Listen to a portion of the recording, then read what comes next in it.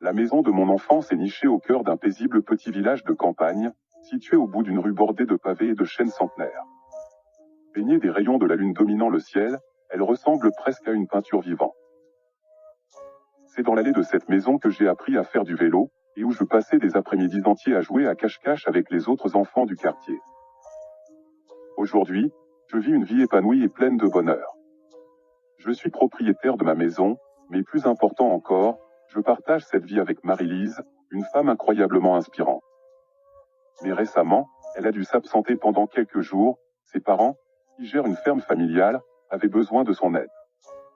Notre communauté est soudée, chaque maison a son propre charme et chaque famille, ses propres histoires. Les Williams, nos voisins, habitent dans la maison d'à côté. Eux aussi semblent parfaitement intégrés à cette vie paisible. Pourtant, c'est ici que tout commence. Les premiers signes sont subtils, presque invisibles. Je remarque des allées et venues nocturnes chez les Williams, une famille discrète qui n'attire guère l'attention. Monsieur Williams est un homme taciturne à l'allure stricte, toujours vêtu de vêtements sombres et bien repassés. Sa femme, en revanche, affiche un sourire perpétuellement figé, presque inquiétant dans sa constance. Leur fils, un garçon d'une dizaine d'années, semble maladif, avec une peau pâle et des cernes violacées sous les yeux. Il parle rarement et se tient toujours près de ses parents, comme s'il cherchait leur protection ou avait quelque chose à cacher. Les Williams mènent une vie apparemment ordinaire, rythmée par des habitudes banales. Pourtant, quelque chose en eux éveille ma curiosité, une intuition vague mais persistante que quelque chose ne va pas. Un soir d'été, alors que la lune baigne le quartier de sa lumière, un cri perçant déchire le silence. Cri de panique, je me précipite à la fenêtre. Là, dans l'obscurité, je distingue une silhouette floue se débattre entre les mains fermes de Monsieur Williams. Mon sang se fige dans mes veines, et une vague glaciale se répand en moi, m'envahissant de part en part. La terreur m'immobilise, rendant mes membres lourds, mes pensées confuses. Je suis figé sur place, incapable de détourner le regard, incapable de bouger, d'agir ou même de respirer pleinement. Après une minute et avec difficulté, je retourne me coucher, espérant de tout mon cœur que ce n'était qu'un mauvais rêve. Le lendemain, tout semble redevenu normal, sauf pour le regard troublé de Monsieur Williams lorsqu'il croise le mien. Ce regard est différent, comme si une part de lui savait que j'ai vu quelque chose que je n'aurais pas dû voir. Les jours passent, mais l'inquiétude continue de grandir en moi. Mon instinct me pousse à surveiller cette maison. Une nuit, armé d'une lampe torche, je me faufile dans leur jardin, déterminé à élucider ce mystère. Je fais discrètement le tour de la maison, mais les fenêtres sont obscurcies par d'épais rideaux. Je tourne la tête et remarque un faible rayon de lumière qui s'échappe de la cave. Mon cœur bat si fort que j'en ai mal à la poitrine. À travers une petite ouverture, je peux apercevoir un escalier menant à un couloir faiblement éclairé. L'air semble lourd, imprégné d'une odeur de produits chimiques. Je me glisse, retenant mon souffle, et avance prudemment vers la porte de la cave. Chaque pas semble résonner dans ce couloir sombre. Je m'accroupis près de la porte pour écouter. Des bruits de pas me parviennent de l'autre côté. Prenant une grande inspiration, j'entrouvre la porte, suffisamment pour glisser un œil à l'intérieur. Une scène horrible se présente devant moi. Des cadavres mutilés, accrochés au mur, des tables couvertes de sang, de couteaux et d'organes humains. Au fond, une silhouette se déplace avec une étrange mécanique. C'est Monsieur Williams, penché sur une table où repose un corps immobile, à moitié couvert par un drap. Il porte des gants de caoutchouc, un tablier de boucher taché de sang, et un hachoir à la main. Je me retiens de pousser un cri en reconnaissant l'homme étendu. C'est le facteur qui a disparu il y a quelques jours de ça. Ce sont des cannibales. Mon esprit refuse de croire à ce que mes yeux voient, mais la vérité est indéniable. Je me retourne, retraverse le couloir sans faire le moindre bruit, sors de cette maudite cave, et rentre chez moi en courant. Que faire? Prévenir la police, mais qui me croirait?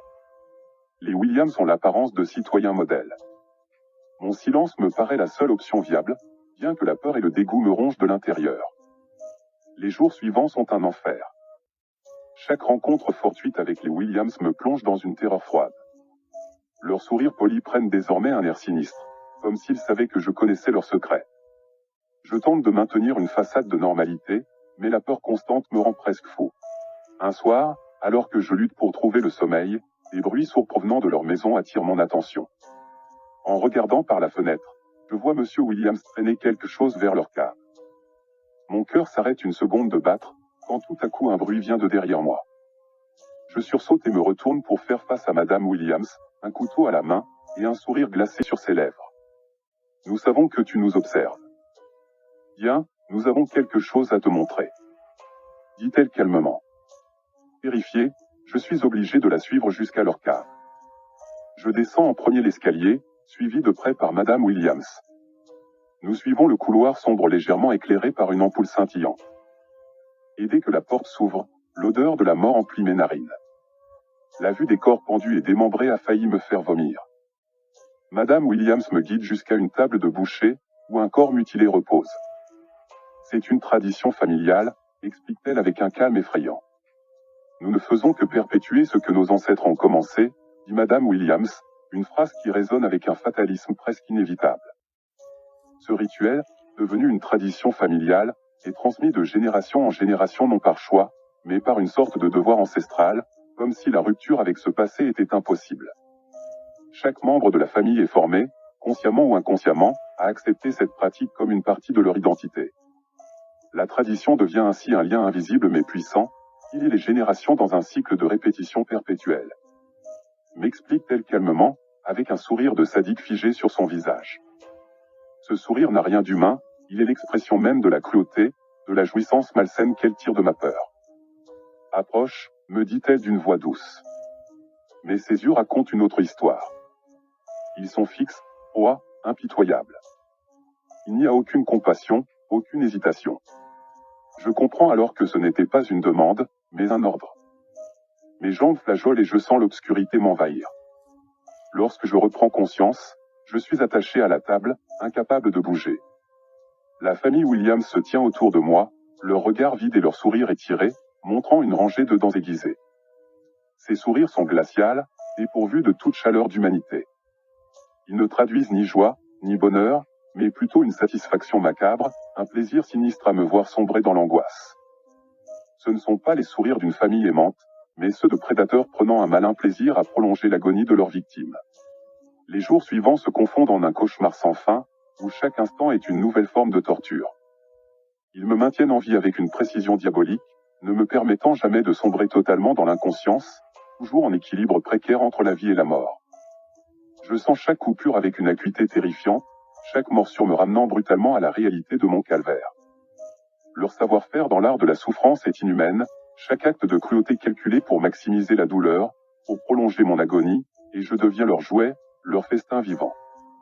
Les heures s'écoulent dans une agonie sans fin, mon esprit se brisant peu à peu sous l'horreur. Un jour, alors que la douleur me semble presque insupportable, je sens ma conscience vaciller, comme un fil tendu sur le point de céder.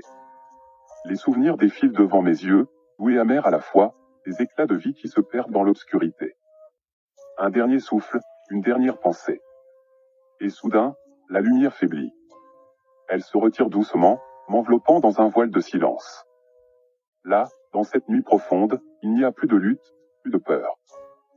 Seulement une sérénité infinie, une pétante attendue, me berçant jusqu'à ce que je disparaisse totalement dans l'obscurité. Marie-Lise rentra 2 jours après les faits. Inquiète de ne pas me voir, elle appela la police. Après une enquête et une fouille approfondie des lieux, on me retrouva dans la cave des Williams. Ou plutôt ce qu'il restait de moi. La maison des Williams était abandonnée, ses occupants volatilisés comme des ombres dans la nuit. Mon corps mutilé raconte l'histoire d'un supplice inimaginable, et malgré les efforts des enquêteurs pour savoir ce qui s'était passé, la vérité fut jamais découverte. Marie-Lise, dévastée par la douleur et la colère après avoir appris la torture atroce que j'avais endurée avant ma mort, se promit de me venger. Chaque pensée de ce que j'avais subi la hantait, transformant sa peine en une rage brûlante. Elle ne pouvait accepter que mes bourreaux continuent de vivre, après m'avoir infligé tant de souffrances.